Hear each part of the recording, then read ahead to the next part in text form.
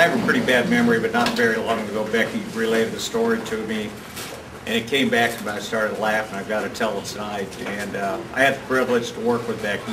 This is before Linda joined us. But she had a little office around the corner, and that office was complete boxes. Little tiny boxes, stacked stuff under the desk, everything in there. She brought crap from home to put in this office. But anyway, it was completely buried, and one day I needed something bad, and I came flying around the corner, and there she was. And I said, "Oh, perfect, Becky." And she was bending over with her butt right up in the air. And I realized what I'd said, and it was a real awkward moment. She stood up and turned around and said, "Well, thank you, Robbie."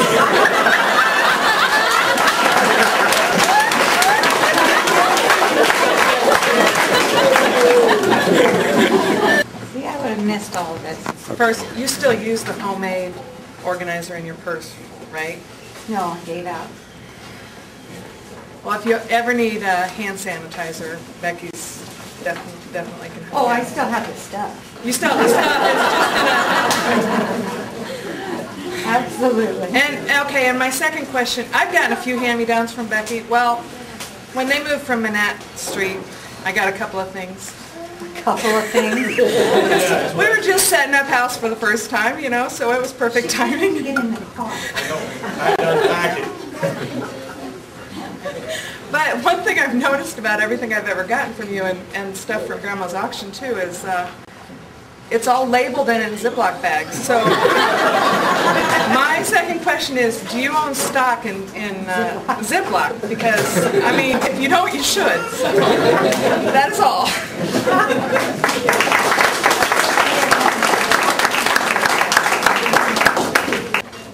We have spent a lot of time together. Day and night. Day and night. Usually a married couple gets like about 8 hours a day of one another. Well, we're at 24 hours and it feels like 27. Because it gets trying when you're thrown into that type of situation. So when Becky was diagnosed, November 23rd is my birthday. I left work because she needed to go to the hospital, and I called my boss and I said, "I'm out of here," and it truly was the last day at work. I was done. They fired me. I guess I didn't have enough vacation or something. But they sent me home, they retired me. And so after all these months,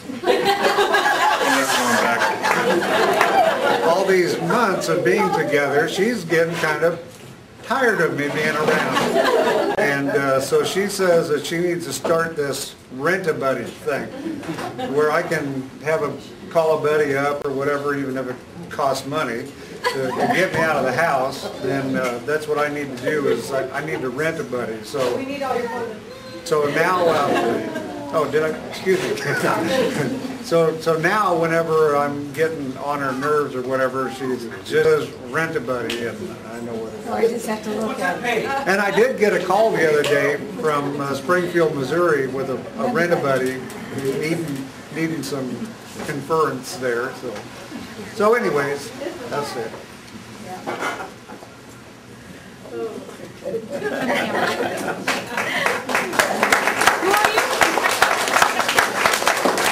Okay, for anybody who doesn't know, I'm Becky's stepsister-in-law, Albert's stepdaughter. And the story that I remember the best is we were on our way to Worlds of Fun. I was about 5th or 6th grade. And Danny and Rick were in the front. We had that big blue panel van of David's that had a horse's bed on the side. And you and Linda and the boys and I were in the back, and you were chewing gum.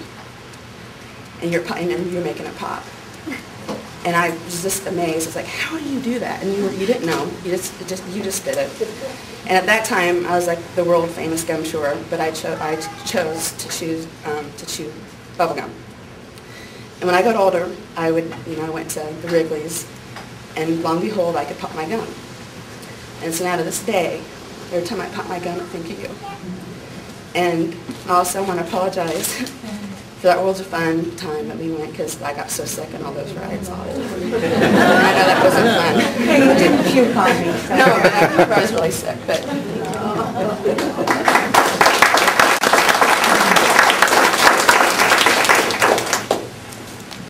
Say something to dear sweet Becky, but I've known him for 5 or 6 years now, I think.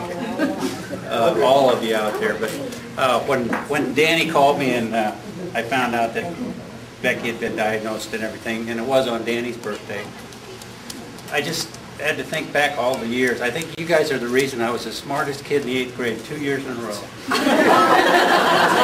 Danny would say, he was in Northeastern, I was still at Mickle, and he'd say, let's skip today. Far out, worked for me, you know.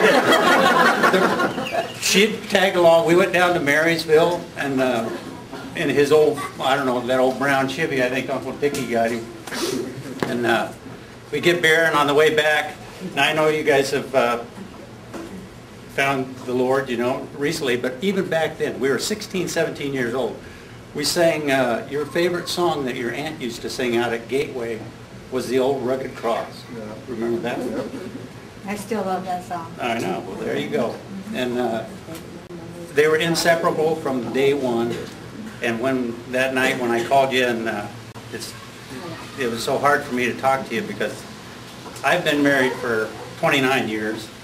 My wife's not real smart. I know all the people that I see in this room that have been married, that I've known you all my lives, and everybody's got strong marriages. We all wish that we had marriages like yours. I mean, your life's partners. And I just wish that for everybody in this room.